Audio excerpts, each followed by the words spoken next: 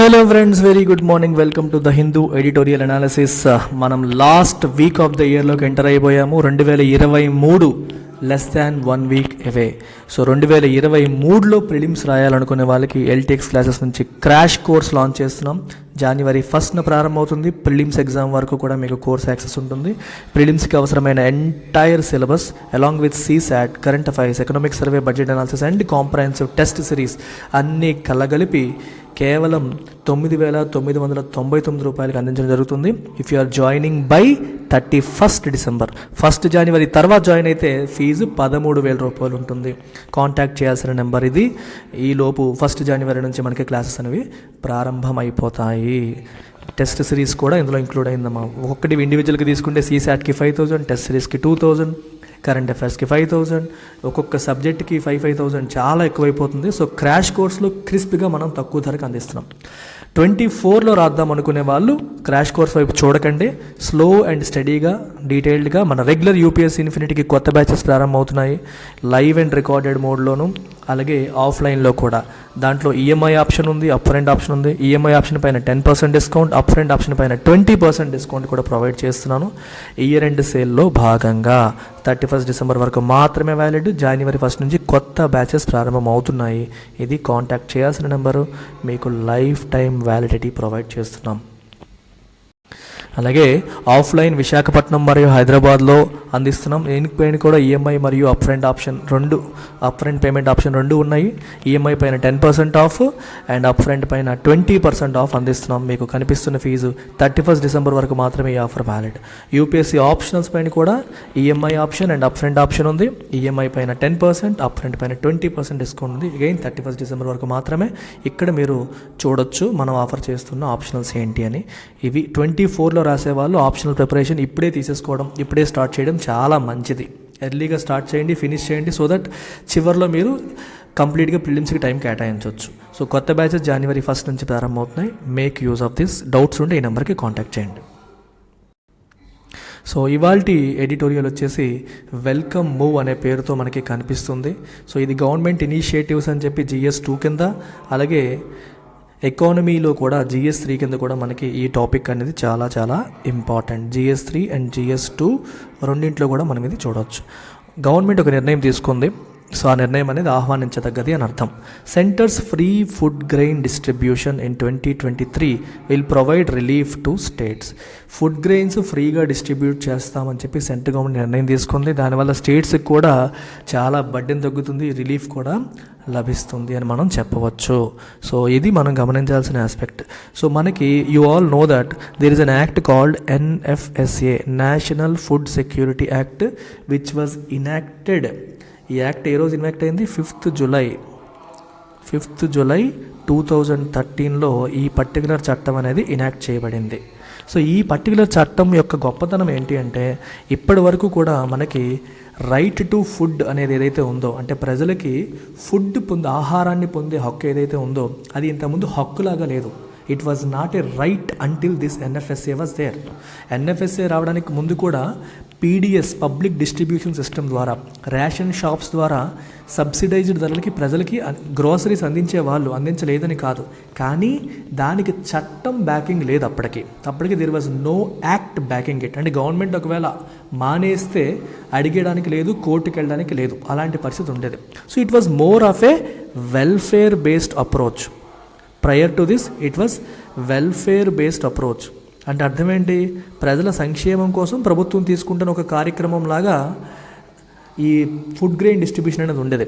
ఎప్పుడైతే NFSA రంగంలోకి వచ్చేసిందో, it has become a rights based approach కింద మారింది. మీకు అర్థమైందా? ప్రభుత్వం మనకు ఒక సహాయం చేస్తోంది అంటే అది మన హక్కుని కాపాడడం ప్రభుత్వ ధర్మం కాబట్టి చేస్తోంది అంటే ఒకలా ఉంటుంది. లేదు, మీ సంక్షేమం కోసం మేము చేస్తున్నాము అంటే ఒకలా ఉంటుంది. నీ హక్కు అనుకున్నప్పుడు నువ్వు క్వశ్చన్ చేయగలుగుతావు, ఆ పని చేయకపోతే. నీ హక్కు కాదు, ఏదో ప్రభుత్వం మన మీద దయతలు చేస్తుంది అన్నప్పుడు ఇంకోలా ఉంటుంది. మీకు అర్థమవుతుందా? సో చట్టం చేయడం వల్ల అడ్వాంటేజ్ ఏంటి? It has become a rights based approach. There is an act now. ఇప్పుడు ఈ యాక్ట్కి ఉల్లంఘన జరిగితే మనం కోర్టుకు వెళ్ళవచ్చు. మనకి పరిహారం చెల్లించాల్సిన బాధ్యత ప్రభుత్వానికి ఉంటుంది. ఆ రకంగా ప్రభుత్వం తన మీద తను ఎడిషనల్ రెస్పాన్సిబిలిటీ వేసుకొని తనను తాను అకౌంటబుల్ చేసుకుంది ప్రజలకి సరైన ఆహారాన్ని అందించడం నా బాధ్యత, అది నేను వాళ్ళకి చేస్తున్న వెల్ఫేర్ కాదు, అది వాళ్ళ యొక్క హక్కు అని ప్రభుత్వం తనను తాను జవాబుదారీ చేసుకోవడం అనమాట. ఇది ఈ పర్టికులర్ చట్టం వచ్చిన తర్వాత ఒక పారాడైమ్ షిఫ్ట్ వచ్చింది, ఒక మార్పు వచ్చింది అని మనం చెప్పొచ్చు. Very very important aspect. Another question ఏంటంటే, ఈ రైట్ టు ఫుడ్ అని మనం మాట్లాడుతున్నాం కదా, రైట్స్ బేస్డ్ అప్రోచ్కి మారింది అని చెప్తున్నాం. అంటే దీని అర్థం ఈ రైట్ టు ఫుడ్ అనేది ఏదైతే ఉందో ఇప్పుడు మనం మాట్లాడుతున్నది, is it mentioned in the constitution? ఇది ఒక ప్రధానమైన ప్రశ్న. ఇది కాన్స్టిట్యూషన్లో మెన్షన్ చేశారా? Not explicitly mentioned. ఎక్స్ప్లిసిట్గా మెన్షన్ చేయలేదు.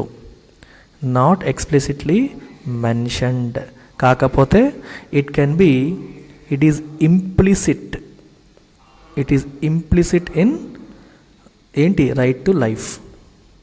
Right to life under article 21. So article 21 talks about right to life కదా.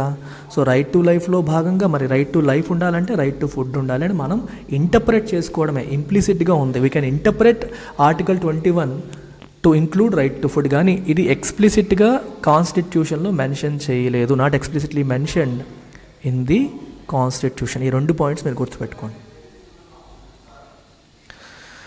ఇప్పుడు స్టోరీలోకి రండి.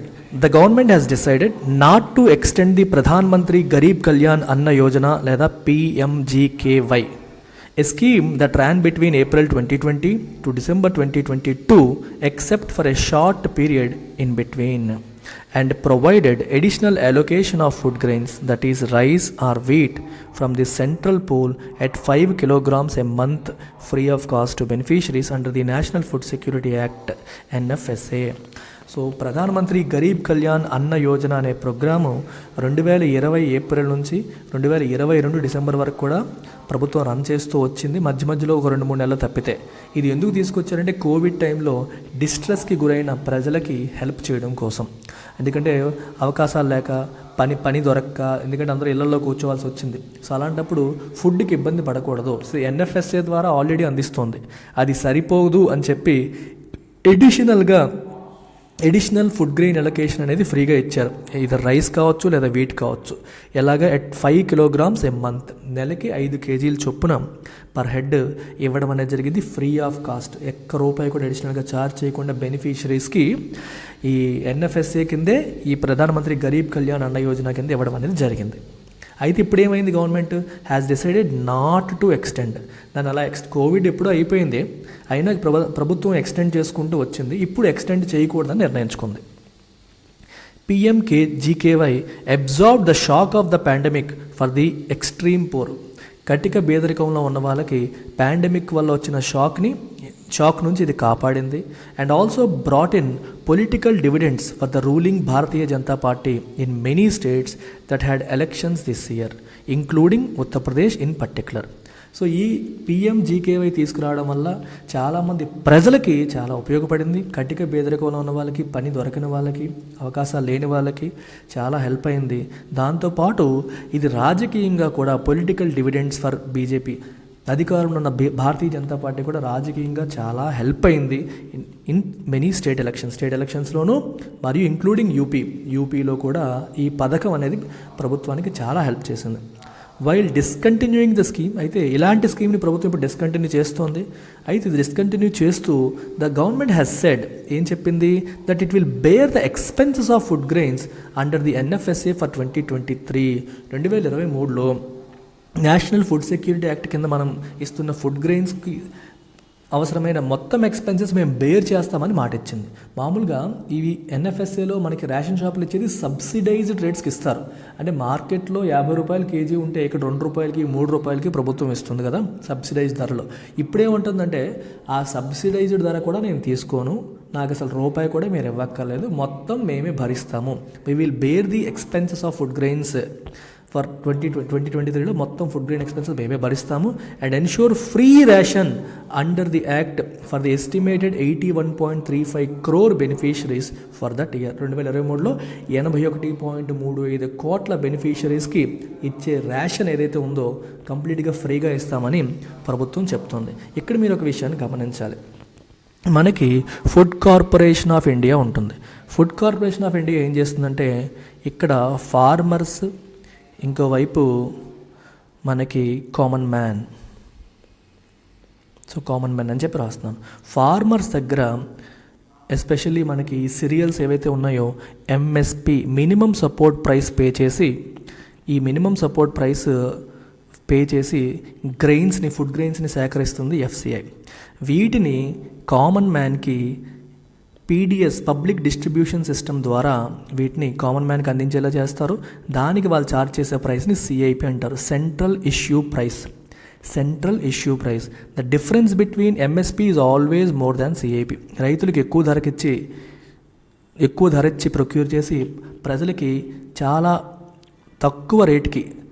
తక్కువ రేటుకే వాటిని సబ్సిడైజ్ రేట్కి కామన్ మ్యాన్కి అందించడం అనేది జరుగుతుందన్నమాట. సో దీన్నే మనం this difference between these two, దీన్నే మనం ఫుడ్ సబ్సిడీ అంటాం. We call it food subsidy. ఈ ఫుడ్ సబ్సిడీ భారం ఎప్పుడు కూడా ప్రభుత్వం భరిస్తుంది. ఇప్పుడు ఏం చేశారంటే 2023కి దీన్ని జీరో చేసేసారు. For 2023 it is free of cost. నార్మల్గా ఎంతో కొంత ఉంటుంది, ఇప్పుడు కంప్లీట్గా దాన్ని జీరో చేయడం అనేది జరిగింది. అది ఇక్కడ మనం మాట్లాడుతున్నారు. ఓకేనా?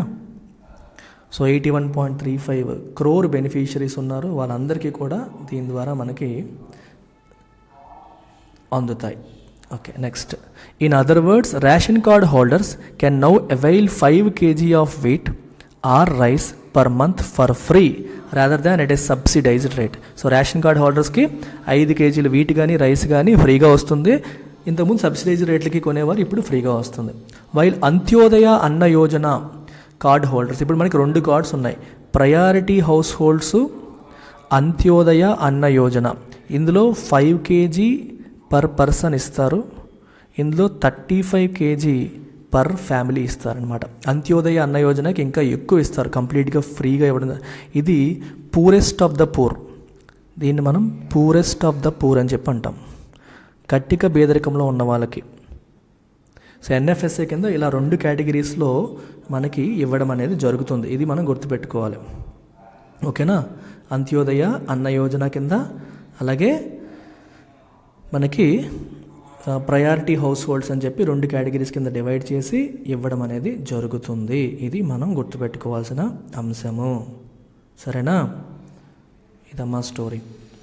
అండ్ ఎన్ఎఫ్ఎస్ఏ ఎంతమందిని కవర్ చేస్తుంది ఇది కూడా ఒకసారి చూడండి. ఎంతమందిని కవర్ చేస్తుంది అంటే మనకి 75% of rural population, 50% of urban population.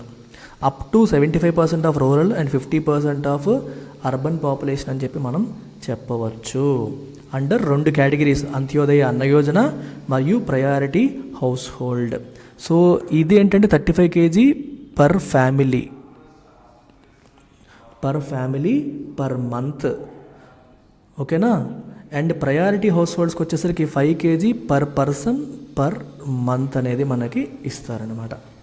So ఇలా మీరు తీసుకుంటే ఓవరాల్గా ఇండియాలో ఉన్న వాళ్ళు 2/3 పాపులేషన్కి, మోర్ దాన్ 2/3 పాపులేషన్కి దీని కింద అందిస్తున్నారు. 81 ఇక్కడ రాశారు చూసారా 81.35 కోట్ల బెనిఫిషరీస్కి ఎన్ఎఫ్ఎస్ఏ బెనిఫిట్స్ అనేవి అందుతున్నాయి ప్రస్తుతానికి. As the estimated number of 81.35 crore beneficiaries is still based on census 2011. 2011 census ప్రకారం ఈ డేటా అంతా ఉంది. And PDS public distribution system entitlements have been limited to ration card holders. Ration card హోల్డర్స్కి మాత్రమే ఈ బెనిఫిట్స్ అనేవి లిమిట్ అయ్యాయి. And quotas framed by the union government ఎలా ఫ్రేమ్ చేసిందో అలాగే ఇస్తున్నారు. Some states have gone on to expand benefits to others through the NFSA and other schemes. కొన్ని స్టేట్స్ ఏం చేశాయంటే ఎన్ఎఫ్ఎస్ఏలో ఉన్న బెనిఫిట్స్తో పాటు ఎడిషనల్గా వాళ్ళు కొన్ని ఇవ్వడం కూడా మొదలుపెట్టాయి కొన్ని స్టేట్స్. ఓకేనా? By taking on the burden of the expenditure for this distribution. So ఈ డిస్ట్రిబ్యూషన్కి అవసరమైన బర్డెన్ ఏదైతే ఉందో, డిస్ట్రిబ్యూట్ చేయడానికి అవసరమైన ఎక్స్పెండిచర్ అంతా కూడా ప్రభుత్వమే భరిస్తుందని కూడా చెప్పేసింది. So union government which is estimated an additional 2 lakh crore for the scheme has provided limited but welcome relief in monetary terms for స్టేట్స్కి కొంత భారం అనేది తగ్గింది. ఎన్ఎఫ్ఎస్ఏ కింద ఏమవుతుందంటే కొంత భారం స్టేట్స్ భరించాలి, అంటే డిస్ట్రిబ్యూషన్ రెస్పాన్సిబిలిటీ స్టేట్స్కి అప్పచెప్తారనమాట. సో ఎఫ్సిఐ ద్వారా ప్రొక్యూర్మెంట్ అంతా ఎఫ్సిఐ చేస్తుంది, కానీ వాటిని ప్రజలకు అందించాల్సిన రెస్పాన్సిబిలిటీ, రేషన్ డీలర్స్ని మెయింటైన్ చేయాల్సిన రెస్పాన్సిబిలిటీ స్టేట్ గవర్నమెంట్స్కి ఉంటుంది. సో దానికి కొంత ఎక్స్పెండిచర్ ఉంటుంది. అదంతా కూడా ఇప్పుడు సెంట్రే భరిస్తానని చెప్పింది 2023కి. దానివల్ల స్టేట్స్కి కొంత మానిటరీ బెనిఫిట్ కూడా లభిస్తుంది, ఖర్చు కొంత తగ్గుతుంది. అండ్ సెంటర్కి ఒక 2 లక్షల కోట్లు ఎక్స్ట్రా ఖర్చు దీనివల్ల అయ్యే అవకాశం ఉంది. While the expenditure numbers on food distribution and subsidy provisions seem fiscally expensive, ఈ సబ్సిడీ ప్రావిజన్స్ దీనికోసం పడుతున్న ఖర్చులు ఏవైతే ఉన్నాయో అవి చాలా ఎక్స్పెన్సివ్గా కనిపిస్తున్నాయి డెఫినెట్గా. కాకపోతే the schemes have provided distress relief to the most needy. బాగా అవసరంలో ఉన్న వాళ్ళకి డిస్ట్రెస్ నుంచి రిలీఫ్ అనేది మాత్రం వీటి ద్వారా వచ్చింది. And help the government control it's food buffer stocks better. గవర్నమెంట్కి కూడా ఫుడ్ బఫర్ స్టాక్స్ని బెటర్గా కంట్రోల్ చేయడానికి కూడా హెల్ప్ అయింది. And also reduced wastage of procured food grains at a time and procurement figures for rice and wheat by the FCI remain high. FCI నుంచి rice మరియు wheat procurement figures ఏమో రోజు రోజుకి పెరుగుతున్నాయి, రైట్. ఈ ప్రొక్యూర్మెంట్ ఫిగర్స్ ఏమో చాలా ఎక్కువగా ఉండడం అనేది మనం చూస్తున్నాము. ఇవి ఉన్న టైంలో ఎక్కువ ప్రొక్యూర్ చేసినప్పుడు ఏమవుతుంది, మనం డెలివరీ అంత ఎక్కువ చేయలేదు అనుకోండి, అంటే ఎక్కువ మంది స్టూడెంట్స్కి మనం అందించలేకపోయాం అనుకోండి, అప్పుడు ఏమవుతుంది, మన దగ్గర ఉండిపోతాయి. అలా గోడౌన్స్లో ఉంచి వాటి కాపలా కాయాలి, పందికొక్కుల నుంచి అన్నిటి నుంచి కాపలా కాయాల్సి వస్తుంది. సో అది కొత్త పెద్ద ప్రాబ్లం అయిపోతుంది అనమాట. సో ఫుడ్ బఫర్ స్టాక్స్ని బెటర్గా కంట్రోల్ చేయడానికి ఈ ప్రోగ్రామ్ అనేది హెల్ప్ అవుతుంది అని అర్థం.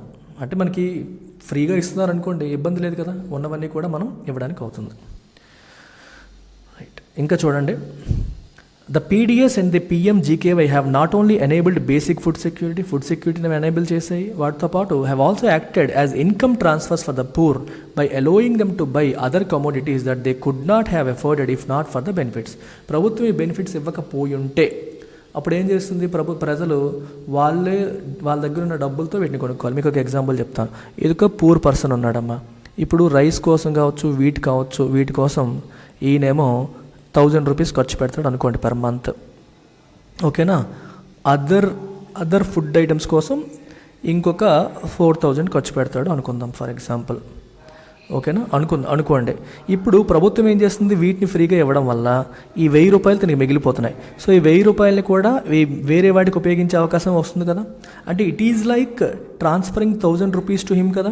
అంటే ఒక ఖర్చును తగ్గించడం అంటే ఇప్పుడు నీకు అవతల ఒక ఖర్చు తగ్గించిన ఆ ఖర్చు నువ్వే పెట్టుకొని నేను ఎక్స్ట్రా డబ్బులు ఇస్తానన్న మోరల్లెస్ సేమ్ కదా.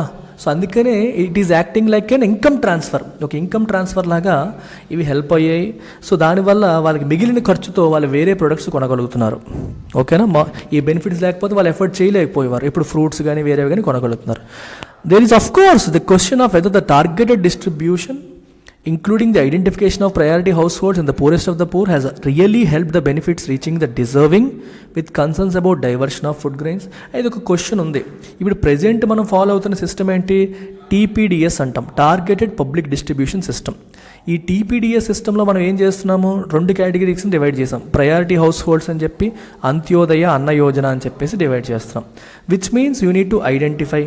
సో ప్రతి ఒక్కరిని మనం ఐడెంటిఫై చేయాలి, ఎయిదర్ ప్రయారిటీ హౌస్ హోల్డా లేదా అంత్యోదయ అన్న యోజనానా, లేకపోతే ఈ 2 కాకుండా వేరే వాళ్ళ, ఇలా ఐడెంటిఫై చేయాలి. సో ఐడెంటిఫికేషన్లో ఎర్రర్స్ ఉంటాయి.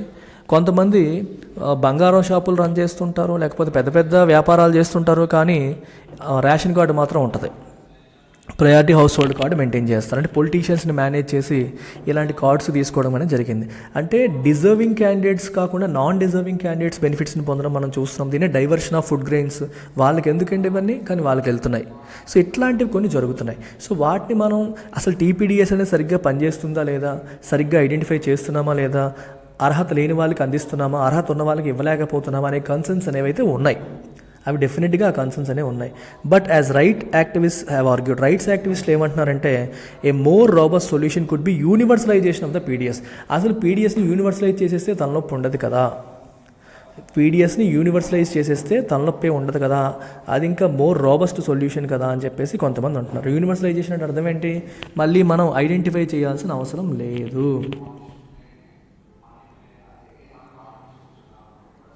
ఐడెంటిఫై చేయాల్సిన అవసరమే లేదు, ఎందుకంటే అందరికీ ఇచ్చేస్తాం. సో వీడికి ఇవ్వచ్చా వీడికి ఇవ్వకూడదా అనే కాన్సెప్ట్ లేదు, ఐడెంటిఫికేషన్ సమస్య లేదు, ఎవ్రీబడి విల్ బి ఎలిజిబుల్. ఇప్పుడు కొంతమందికి పలానా డాక్యుమెంట్ లేదనో అది లేదనో ఇది లేదనో ఇబ్బంది మనకి లేదు, అందరికీ కూడా అందుబాటులోకి వచ్చేస్తాయి, ఎవరికి కూడా ఇష్యూ ఉండదు. ఇప్పుడు బాగా డబ్బున్నాడు అనుకో వాడు వెళ్ళడు, నాకు ఎందుకు లేని వెళ్ళడం మానేస్తాడు, ఫ్రీగా ఇచ్చినా సరే కొంతమంది వెళ్ళరు. సో పేదవాడికి నాకు అది లేదని ఇది లేదని మానేయడానికి లేదు, ప్రతి ఒక్కరికి వెళ్ళిన ప్రతి ఒక్కరికి కూడా అందుతాయి. ఇన్ఫ్యాక్ట్ మనకి తమిళనాడు లాంటి కొన్ని రాష్ట్రాల్లో ఈ పథకం ఈ రకంగా చేయడం అనేది చాలా బాగా పనిచేసింది. As scheme would be available anyone in need instead of flawed targeting system. Targeting సిస్టంలో లోపభూయిష్టమైన ఈ టార్గెటింగ్ సిస్టమ్ ద్వారా ఐడెంటిఫై చేయబడ్డ వాళ్ళే కాదు, ఎవరైనా వెళ్ళొచ్చు. ఇప్పుడు one nation one ration card scheme ద్వారా మీరు ఎక్కడైనా తీసుకొచ్చే అవకాశాన్ని కూడా ప్రభుత్వం కల్పించే ప్రయత్నం చేస్తుంది. అలాగే మీరు యూనివర్సలైజ్ చేస్తారనుకోండి, అవసరం ఉన్న ప్రతివాడు వెళ్తాడు, ప్రభుత్వం దగ్గర తీసుకుంటాడు. సో ఇది ఒక సొల్యూషన్ అనమాట. So very good thing that the government is doing. Covid టైంలో ఆకలి చావులు లేకుండా, ఎంత పెద్ద దేశం ఎంత పాపులేషన్ ఉన్న దేశంలో ఆకలి చావులు లేకుండా ప్రభుత్వం చేయగలిగిందంటే it is not a small achievement, it's a huge achievement that the government of India has done. So prelims question of the day, identify incorrect statements. Indian Constitution has explicit provision regarding right to food. Explicit గా mention చేశారా? NFSA was enacted on 5th July 2013. So రెండిట్లో incorrect statements ఏవో identify చేయండి. Only 1 only 2 both none comment సెక్షన్లో mention చేయండి. So జనవరి 1 నుంచి ఇంకా చాలా కొత్త కోర్సెస్ లాంచ్ అవుతున్నాయి. CSAT, bank, SSC, RBI grade B, CAT Infinity, so many courses are getting launch from 1st January. Do make use of all of them. ఈ నెంబర్కి కాంటాక్ట్ చేయండి, వివరాలు కనుక్కోండి. లైఫ్ టైం వ్యాలిడిటీ అన్నింటిపైన ఉంది. సో ఫీజు మీకు 2,000 రూపాయలు పెరుగుతుంది. January 1 నుంచి fee is going up by 2,000 rupees. 2,000 rupees fees అనేది పెరుగుతుంది. So please make use of all these provisions. వీటిని ఉపయోగించుకోండి. Take care, bye.